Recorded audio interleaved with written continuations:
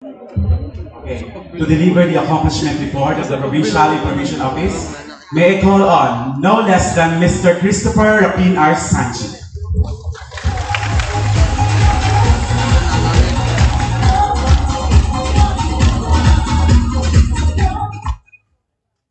Thank you, Jaja. Palapakan niyo naman si Jaja. Si Jaja nung dumating ako kasing sex. Sabi kaya i-zoom niya pa dito sa speaker. Kamusta, Jaja? Mabuti kesa dati.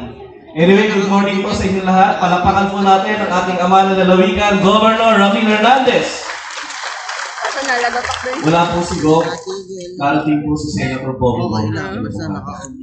Masasalubong po siya doon. At siyempre, kanina tinitingnan ko si Adlin eh. Ito yung itsura niya noong 2014 eh. Yan ang gupit niya noong 2014. Sabi ko, naalala ko tuloy si Demi Moore. Hindi ikaw yun. Nabagsak din po ang internet. May pareho lang kayo ng gupit. Palampakan niyo naman ang ating napakasipag Admin Dulce Rebanal. Yan. Okay ba, Demi Moore? Siyempre po sa mga department heads. Palampakan po natin ang ating mga department heads. Mga unit heads, at ating mga chief of hospital. Thank you, Dr. Lilia. Hindi nasakit tayong buhay ng gabi. Yun ang gusto ko sa mga doktor eh. Kahit alas 11 ng gabi, sumasagot. No, Dok Palakon? Ayos ba? So sa inyo po lahat, kanina po umaga, bago po ibigay ko yung aming accomplishment. Kanina po umaambon. Di ba ho? Tapos biglang sumikat ang araw. Ang ganda po ng panahon. Di ba masasabi natin mag-empleyado tayo ng Kapitolyo? Napakaswerte natin. Di ba ang hirap? Ang hirap makapasok sa gobyerno. Many are called, but few are chosen. Pastor, tama ba? Di ba? Sa Matthew 22, di ba? Ang daming gustong mag-aray sa gobyerno, hindi makapasok. Samantala kami dati, 10 years ago, appoint ni Governor. And we are very, very thankful na makasama sa paglilingkod sa ating pamahalang pananalunan. At ang galing ng mga staff ko. Palapakan niyo ng mga staff ko sa PIO. Ang staff ko sa PIO ay tinrain ko na sila ay multitasking. Hindi naman sila nag-aral ng broadcasting, yung iba. Pero host sa TV. Yung iba, hindi naman nag-aral para maging photographer. Pero sila ngayon ay photographer. Dati, crapper. Di ba? Sabi ko sa kanila, kailangan lumabas ipatax. Hello? Ayaw mo naman magsalita, boss. Joke lang po. Sabi ko sa kanila, dapat multitasking tayo.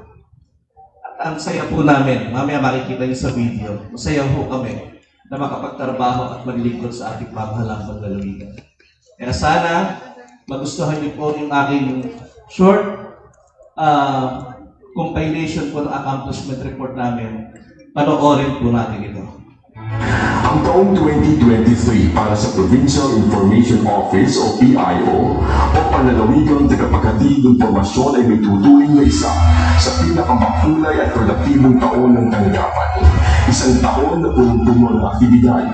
Isang taong hindi matatawarang paglilingkod sa pamahalaang panlalawigan at gayon din sa mga mamamayan. Lahat ay isang makulay na kwento ng katotohanan upang ibida sa mga mamayan ang serbisyo na nilalais ng bawat isang Lagunense. Ang pagdodokumento ng mga pangyayari sa pamamagitan ng larawan o litrato ay isa sa pangunahing responsibilidad ng PIO. Ang paghahatid ng mga makulay na larawan ay sumasalamin sa mga makabuluhang gawain ng pamahalaang panlalawigan sa pangunguna ng ama ng ating lalawigan na ibinibida naman sa iba't ibang pamaraan ng komunikasyon. Binubuhay ng mga larawan ang mga mahalagang gawain at aktibidad na tunay namang kapakipakinabang sa ating mga mamamayan. Responsibilidad ng PIO na ang mga larawan dokumentong ito ay mapanatili upang makabunga ng isang magandang kasaysayan ng ating lalawigan na sa pamamagitan ng mga larawan o litrato na tiwanan ng buong linya ay manatiling buhay ang mga natapos na gawain, tradisyon, kasaysayan at kultura. Ibigyan ang tanggapan ng PIO ay buingat na kinukuhanan ng bawat kilos, galaw, mga aktibidad na mag-iiwan ng isang tunay at magandang kwento ng ating lalawigan. Mahigit 1,000 aktibidad ang buong pagtatyagang ididokumento ng mga kawali ng tanggapan ngayong 2023. Kabilang na ang pinakamahalagang okasyon ng pamahalaang panlalawigan. Tinitiyak ng PIO na makumpleto ang mga larawang pagbabasihan ng isang tamang kasaysayan at mag-iiwan ng magandang alaala sa ating mga mamamayan. Aktibo rin ang Provincial Information Office sa pagbibigay ng pangyayari sa pang-araw-araw sa pamagitan ng PIO FB account. Lahat ng mga pangyayari ay pilit na sinubaybayan at pinaalam sa bawat isang mamamayan. Sa taong 2023 ay nakapagtala ang PIO ng 1,237 mga programa at aktibidad. Kasama na dito ang mga anunsyo sa publiko sa pamagitan ng social media platform na umani naman ng mga libo-libong views mula sa mga netizens na sumusubaybay sa opisyal na account ng pamahalaang panlalawigan. Naging kasangkapan din ng PIO sa mga nawawala at mga natagpuan nating mga kababayan sa kahilingan naman ng ating PSWDO. Nagkaroon din ng 39 na episodes ng Kapitolyo para sa Tao News Program. Lingguhang programa na umiere sa Binyan City Station, 87.9 araw ng Biyernes, at 35 episode naman ng Rise ay Laguna program na napapanood sa Cable TV6, kung saan sa dalawang programa nito, mga paradyo man ng telebisyon ay masusing tinatalakay ang 80 programa ng pamahalaang panlalawigan sa panguna ni Governor Ramil L. Hernandez. Namumuna na dito ang pagsaayos ng mga ospital at pasilidad bilang bahagi ng epektibong serbisyong pangkalusugan na siyang pangunahing programa ng pamahalaang panlalawigan. Ang tuloy-tuloy na programang AIS, tupad para sa serbisyong pangkalahatan para sa higit na nangangailangan. Tinatalakay din sa mga nasabing programang Scholar ng Laguna, Special Program for Employment of Students, ang pangunguna ng Laguna University at pagtaas ng uri ng edukasyon bilang bahagi naman ng dekalidad na edukasyon para sa lahat. Ipinagmamalaki rin ang mga programang pangkabuhayan, kabilang ng Ratsyada Hanap Buhay, pagtuturo ng mga income-generating projects mula sa Special Livelihood Office at iba pang pamaraan upang matulungan ang mga kababayan na maitawid ng maayos ang kanilang pamumuhay. Ibinibida rin ng mga programa ang mga proyekto na patuloy na nangangalaga sa kalikasan at mga modernong programa sa pang-agrikultura. Kasama sa ikinikwento dito ang mga naganap na tree planting and nurturing project, river seeding, mga proyekto ng agrikultura bilang pagpapalaga sa sektor ng mga magsasaka at mga isla, at sabay na ang pangangalaga ng kalupaan at mga kailugan ng ating lalawigan. Ibinida rin natin sa ating programang pagkakaloob ng mga modernong kasangkapan upang magamit ng ating mga babayan sa pagsasaka at pangingisda.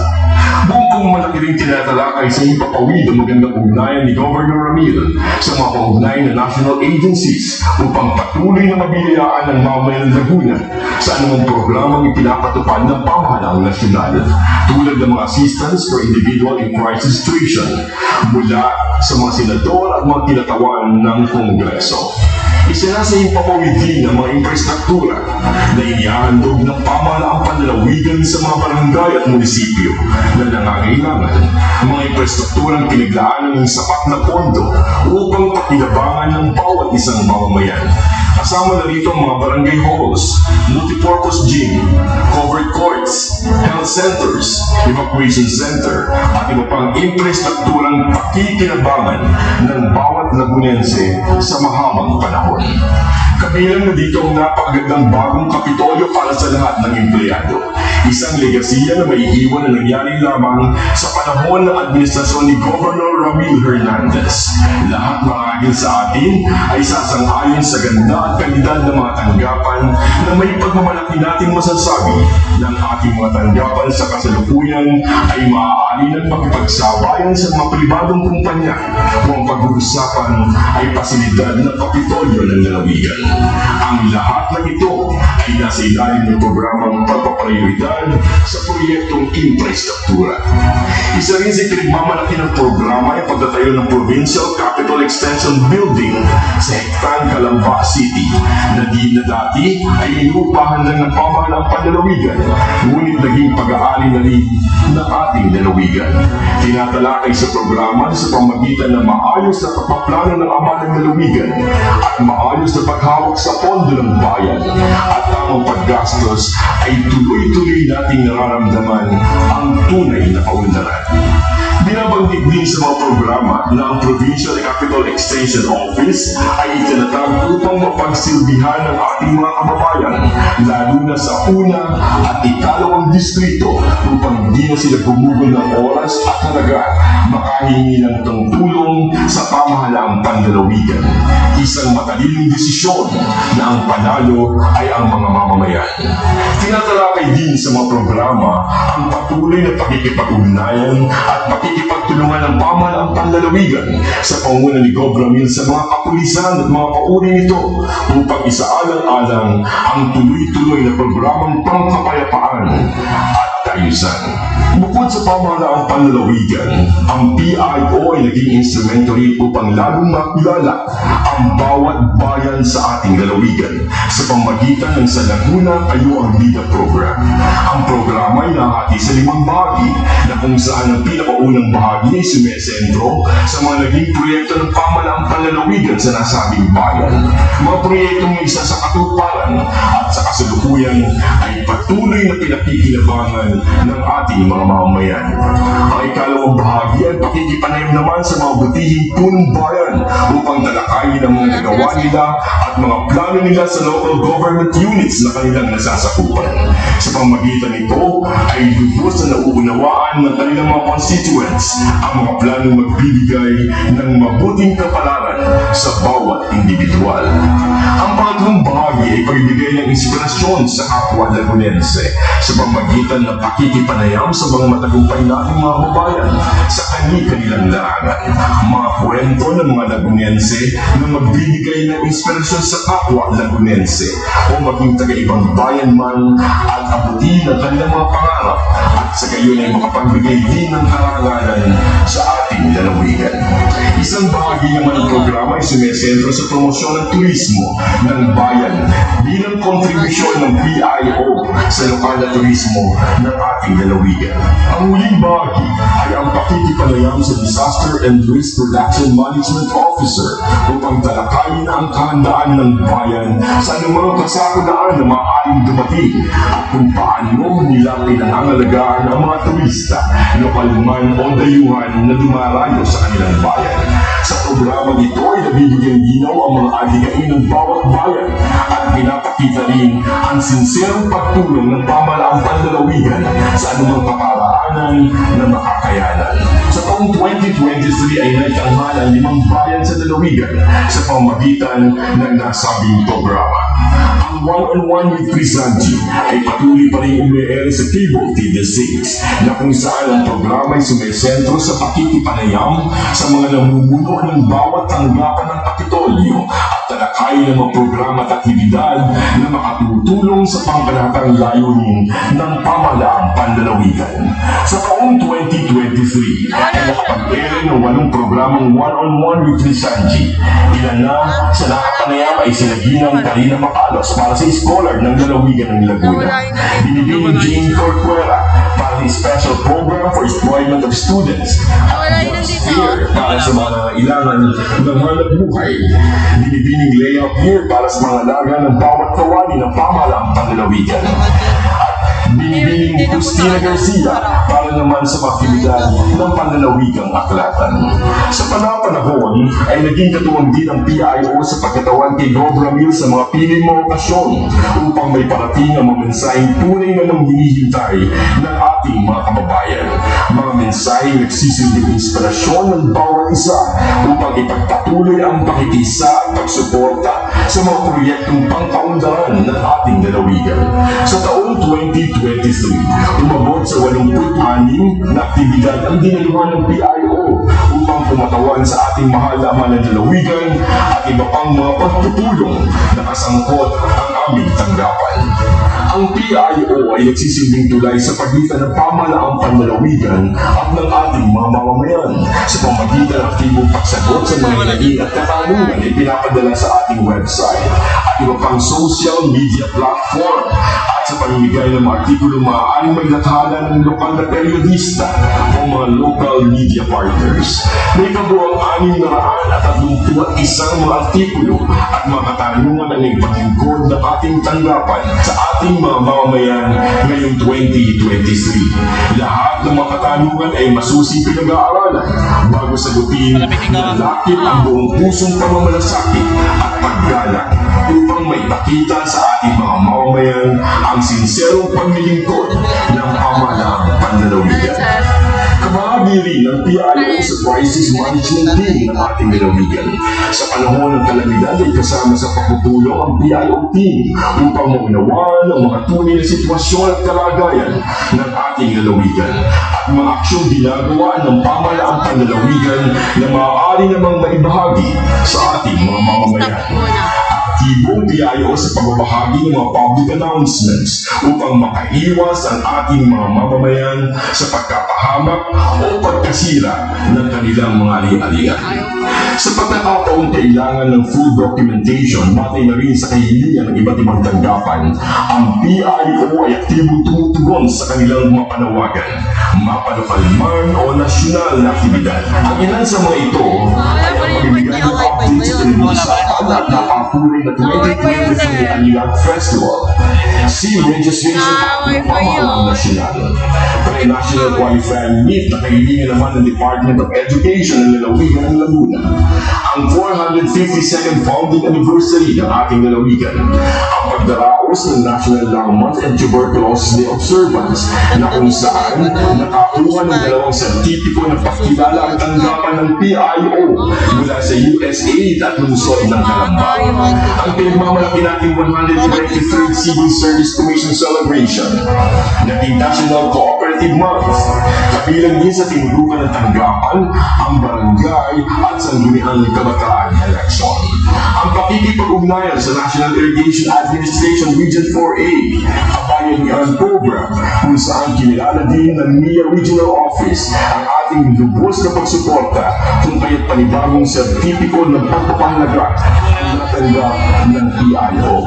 Madagaling na nagbibahagi ng PIO sa pagdokumento ng bagong Pilipinas Servicio Fair ng Pangulong Ferdinand Bongbong Marcos, kung saan naitala ang araw-araw nating gawain kasama ng pagtulong sa mga local media partners na nakikilahok upang lubos na may balita ang nasabing aktibidad at makagawa rin ng mga positibong istorya para sa mga mamamayan.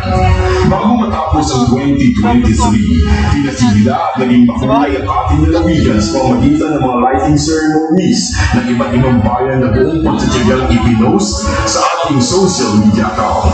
Dito ay pinakita ang tunay na diwa ng kapaskuhan ng bawat bayan sa ating lalawigan. At higit sa lahat, ay tinutukan din ng PIO ang lighting ceremonies ng pamahalaang panlalawigan na pinamulaan naman ni Governor Ramil Hernandez at may padama sa lahat ang masayang kapaskuhan sa lalawigan ng Laguna.